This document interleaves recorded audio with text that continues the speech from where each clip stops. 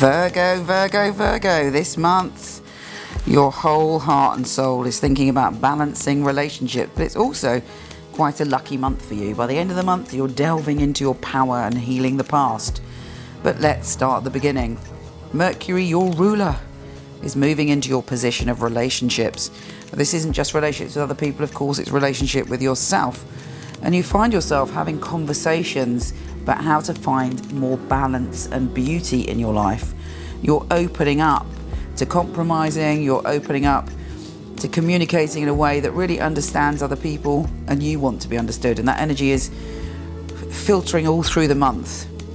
Now on the 5th, Mars, the planet of action, your vital life force, is entering your position of home and family. That's very much where you want to push your energy this month. You want to sort things out. If there's something not right in your home, you're going to work towards transforming it in some way. Also, you're feeling very passionate and protective about your family. We have a new super moon with a total solar eclipse on the 8th, and that is in your position of relationships. There's a fundamental shift of energy, a change of vibration, a new way of seeing things when it comes to relationships. It's endings, it's beginnings, it's transformation. And also on the 8th, we have the Sun in your position of relationships opposite Jupiter in your sign. Now, this isn't bad news. It's redirecting you. It's allowing you to expand your consciousness. It's allowing you to expand all of who you are and to really strut your stuff and show the universe who you are. And also teaching you the lesson that you are indeed lovable. We have Mercury conjunct Neptune on the 11th, which is a very spiritual day for you. You have some kind of revelation and deep communication on a very soul level on the 11th or around that time. And on the 12th, it's full on as we have Venus entering your position of relationships. And on top of that, it's a 5-planet stellium. Very, very, very powerful, because all your energy is focused on relationships. Even if you're single, you're in a healthy relationship, you're in a difficult relationship, whatever it is, your energy is pinpointed there. And it also is the ideal time to look after yourself, to work on your relationship with yourself on the 12th. On the 14th, Mercury, your ruler, is squaring Saturn. There may be some issues to do with family and relationships and commitment and what you're prepared to commit to and what other people are prepared to commit to. And it's a full-on conversation and could even be confrontation if you're not careful. The 14th in general is a very tricky day. Later on, there's a grand Earth trine, which is very positive for you. We've got the moon trining Jupiter, trining Pluto, and you could be on a high, but earlier on in the day, you may be confronting all these questions. It's not even an external argument. It could even be an argument within yourself where you're trying to wrestle with what is right for you. On the 15th, again, we have Mercury opposition Jupiter in your sign, and more opening up, more expansion, more communication, more teamwork, more love is in the air.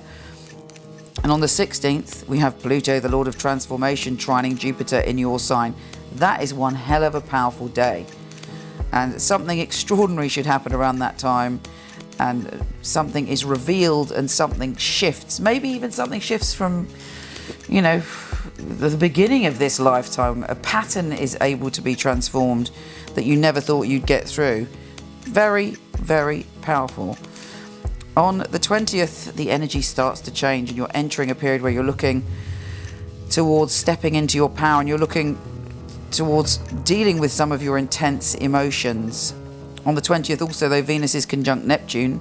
That is a time of spiritual and soul connections with people, and it can bring about a full-on romantic or sensual experience. But bear in mind, it tunes into not who the person is, but the purest element of their soul. So, make sure you find out who they really truly are in this solid concrete world, rather than just the magnificence of their soul, because obviously all of our souls are magnificent if you dig down to the root. Now on the 21st, Mercury is taking you to a more serious and deep space as it enters your position of power, powerlessness, money, finances, kind of your deepest sense of intuition, but also secrets and conversations that involve you maybe feeling a bit vulnerable. But on the other hand, people will experience you as very incisive, and you will be very psychic from that time onwards for a couple of weeks. There's a full moon that's making you think about your finances on the 23rd. And on the 23rd also, the sun is conjunct Mercury in that position of power. You can say something, you can see something, you can learn something that day, which will empower you later on. But don't do anything negative with that energy. It's kind of all under the surface. With Mercury trining Mars on the 24th, you're feeling quite optimistic that you've solved a home or family problem and that you've moved on to the next level. Venus opposite Jupiter in your sign on the 25th is actually quite positive for relationships as long as you're prepared to change and transform. Take care, and I'll speak to you soon.